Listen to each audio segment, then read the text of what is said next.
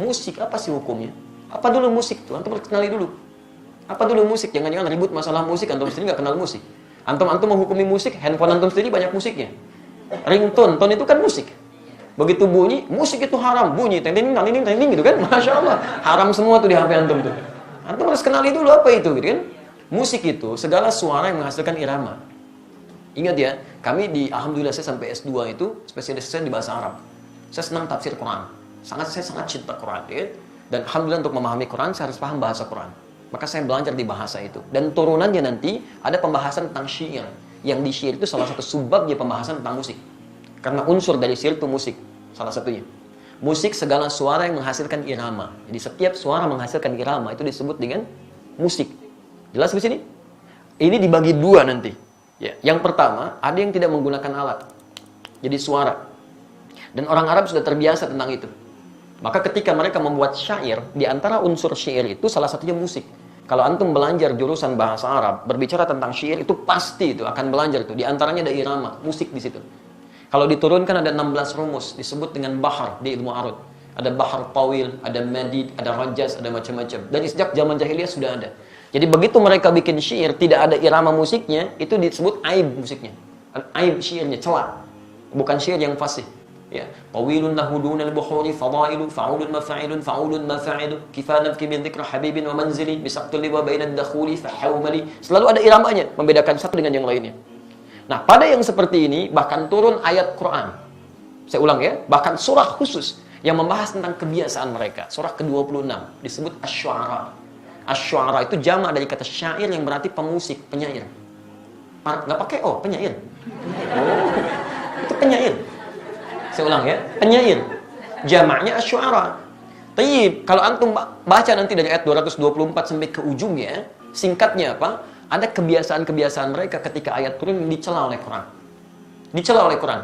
Wasyu'ara yattabi'uhumul ghawun, dan para penyair itu seringkali menghadirkan hal yang tidak bermanfaat. Wa hum fi kulli wadin yahimun, ada yang datang ke lembah-lembah nyari inspirasi sehingga ibadah ditinggalin.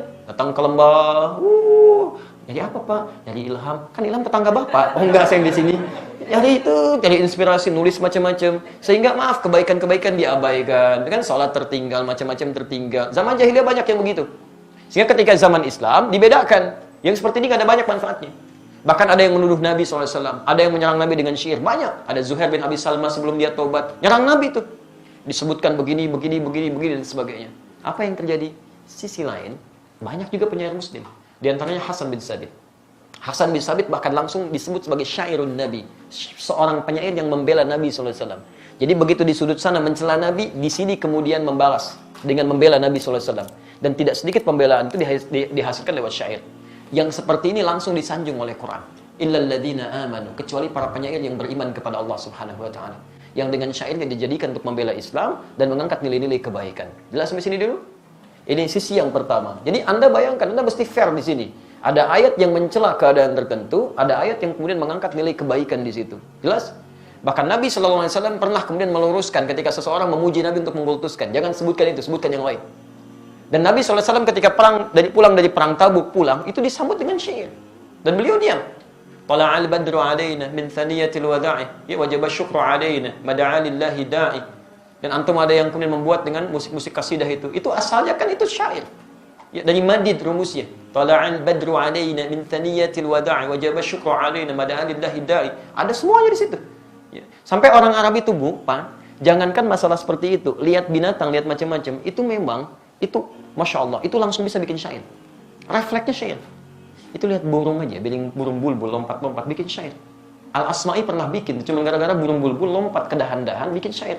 Sautu safiril bulbuli hayyaja qalbi thamili alma wa zahru ma zahri lahzul muqali fa anta yasridi wa sayyidi wa mawlali fakam tajumuni ghajirin uqalqali qataftuhu min wajhatin fi hadha ar-rajuli faqala la faqad ghada muharmili wal walad wali waydani faqultu la tuwalbili fabayyinul lu'lu'ali qalat lahu hina kadha in hadithul muqali kahatan kakailali tabtabuli. Ada semuanya. Dia bikin itu. Dan dalam suasana membikin itu Nabi biasa saja. Jadi ketika buruk dicela oleh Nabi, ketika baik didiamkan oleh Nabi. Maka dari sini ulama sepakat dalam persoalan syair, musik yang berasal dari suara. Awas ya, berasal dari suara itu terbagi pada dua bagian. Ada yang dicela sampai tingkat keharaman ketika menjauhkan dari Allah Subhanahu wa taala, membuat diri lalai, makruh dengan kalimat-kalimat yang tidak pantas itu yang haram. Jelas? Tapi kalau yang dimaksudkan kalimat-kalimat kebaikan, sampai Imam Syafi'i punya syair disebut Diwan Asy-Syafi'i, ajakan pada kebaikan, ketaatan di situ, itu dibenarkan oleh para ulama. Tidak ada masalah di situ yang disebut dengan hukum boleh. Jelas di sini? Jadi pernyataan saya jangan di framing gitu kan, jangan dipotong seakan-akan Ustaz dibolehkan ini, kata siapa? Saya nggak pernah membolehkan itu. Hukumnya ada di Quran, turun sejarahnya, antum bisa lihat, ini yang tidak boleh, ini yang boleh. Sekarang alat musik. Bagaimana dengan alat-alat musik? Antum bisa perhatikan kalau munculkan hadis-hadisnya, ada yang langsung dicela, bahkan didekatkan dengan zina. Kan? Allah Subhanahu akan datang di masa nanti orang-orang menghalalkan zina, menghalalkan khamar dan menghalalkan alat-alat musik, gitu kan? Pernah dengar hadisnya? Tapi itu apa yang dicela? Hal-hal yang bisa menyesatkan kita kepada keburukan, yang menjauhkan dengan Allah Subhanahu wa taala. Bahkan disebutkan oleh Nabi, seruling itu bagian dari panggilan setan, gitu kan? Karena ketika dia digunakan banyak orang maksiat di situ. Ya, minum khamar, ada yang mabuk-mabukan, ada yang berzina, ada yang macam-macam. Silakan cek ya, silakan antum cek. Setiap kali menemukan musik di tempat-tempat yang tidak baik, pasti turunannya maksiat.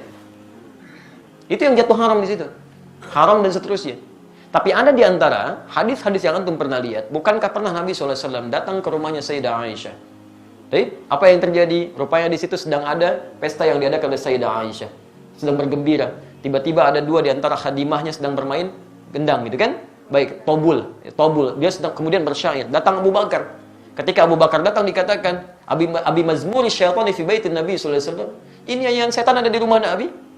Kata Nabi, biarkan, daha ya Abu Bakar. Falikul ummatin 'aid. Karena setiap orang, setiap umat punya hari rayanya. Biarkan aja katanya.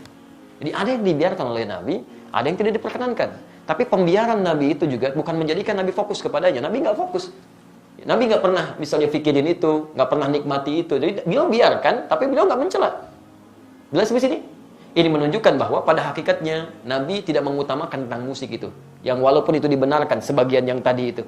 Tapi kemudian beliau tidak hindarkan karena dikhawatirkan nanti umatnya malah fokus kepada hal demikian. Jadi ada yang dibenarkan oleh Nabi, tidak seketika dilarang dalam sifat-sifat yang seperti tadi. Adapun yang tadi alat musik yang lain, yang digunakan pada sesuatu yang maksiat, yang tidak baik, itu yang dihukumi haram oleh agama. Dan pada hakikatnya alat itu nggak ada hukumnya. Alat benda nggak ada hukumnya. Saya mau tanya, apa hukumnya golok? Apa hukumnya pisau? Nah, antum belajar usul fikih dulu. Hukum itu tidak melekat pada benda. Hukum itu melekat pada amalan. Ingat, pada amal, bukan pada benda. Golok digunakan untuk apa? Kalau digunakan untuk sembelih hewan korban, maka hukumnya dia halal. Tapi kalau digunakan untuk, nah ini poinnya. Misal, ancam orang, bunuh orang. Saya kemarin ke Bali, Masya Allah. Ya. Begitu turun dari rumah makan, ada seorang, Ustaz, mohon Ustaz untuk makan hari ini aja, untuk makan hari ini aja. Tapi yang dipegang, golok, kemudian pisau, ditutup, bagi di hadapan ke kita. Begini, Ustaz, tolong untuk makan hari ini. Masya Allah. Itu luar biasa, kan? Itu luar biasa. Dia meminta dengan cara yang tidak elok, gitu kan? Walaupun kita paham maksudnya dia butuh sesuatu. Tapi dia katakan, ini loh pisau saya. Ini golok saya, gitu kan? Itu nggak boleh yang seperti itu. Itu haram hukumnya golok digunakan demikian. Jelas ya? Jadi teman-teman, ketika saya ditanya hukum, saya jelaskan inilah hukumnya begini. Tapi kalau Anda tanya saya, apa sikap hukum saya? Kalau saya menjauhi itu.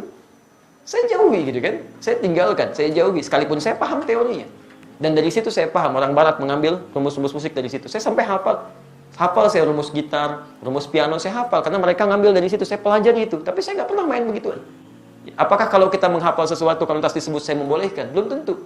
C, D, F, G, B, C, D, F, C, D, F, G, D, F, G, A, B, C, D, A, B, C, D, F, G, A, F, G, A, B, C, D, E, B, C, D, F, G, A, B, B, C, D, B, C, D, A, B, C, D, A, B, C, D, antum aja belum tentu tahu tuh.